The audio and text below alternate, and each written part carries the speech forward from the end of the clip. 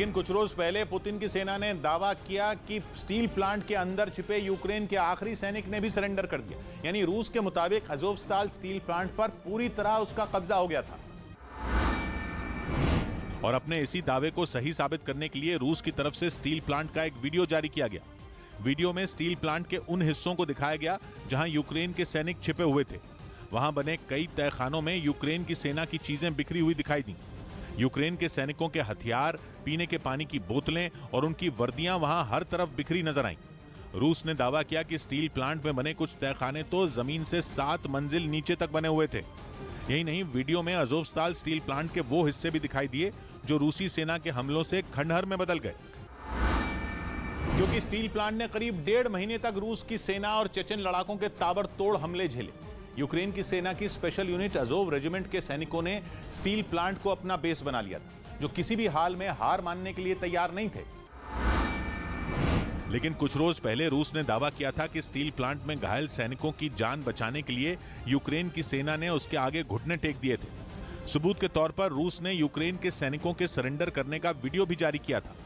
उस वीडियो में बड़ी संख्या में यूक्रेन के सैनिक अपने घायल साथियों को स्ट्रेचर पर लेकर स्टील प्लांट से बाहर निकलते दिखे थे। उस वक्त रूस की तरफ से यह दावा किया गया कि अज़ोवस्ताल स्टील प्लांट में छिपे यूक्रेन के करीब 2500 सैनिकों ने उसकी सेना के आगे हथियार डाल दिए थे। और अब रूस ने अज़ोवस्ताल स्टील प्लांट का वीडियो जारी करके दुनिया को यह दिखाने की कोशिश की कि यूक्रेन का सबसे अहम बंदरगाह वाला शहर मारियोपोल अब पूरी तरह से उसके पंजे में है।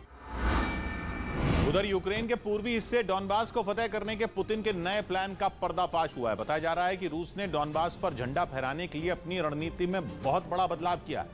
और तो और अपनी इस नई रणनीति के चक्कर में रूस को तुरंत डॉनबास पर कब्जा करने का अपना मकसद थोड़ा पीछे छोड़ना पड़ा है। यह सनसनीखेज दावा अमेरिका की राष्ट्रीय सुरक्षा पर काम करने वाले संगठन institute for the study of war यानी ISW ने किया है, जो कि पहले दिन से यूक्रेन की जंग पर बारीकी से नजर बनाए हुए हैं।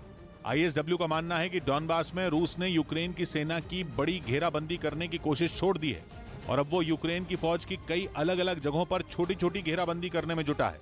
कहा जा रहा है कि रूस की ये रणनीति रंग भी ला रही है, क्योंकि इससे रूस की सेना पूर्वी यूक्रेन यानी डॉनबास में बढ़त हासिल कर रही है। लेकिन इस वजह से रूस के यूक्रेन को चौतरफा घेरने के प्लान पर पानी फिर गया है। और तो और उसे यूक्रेन की सेना की तगड़ी घेराबंदी की अपनी स्ट्रैटेजी को भी टाटा बाय बाय कहना पड़ा है। जबकि खबर है कि यूक्रेन में रूस के युद्ध की धीमी स्पीड की वजह से ही रूस में पुतिन के खिलाफ बगावत का बुलबुला फूट चुका है और इसलिए उन्हें यूक्रेन में किसी बड़ी जीत की जरूरत है। मगर रक्षा विशेषज्ञों का मानना है कि रूस ने डॉनबास में अपनी जो स्ट्रैटेजी बदली है उससे उसे जल्दी कामयाबी नहीं मिलने वाली। हालांकि फिर भी पूर्वी यूक्रेन में रूस के इस प्लान को उसकी बहुत बड़ी रणनीति माना जा रहा है, क्योंकि रूस की सेना ने पिछले 1 हफ्ते के अंदर जितनी बढ़त हासिल की है उतनी उसने इस पूरे महीने में नहीं की।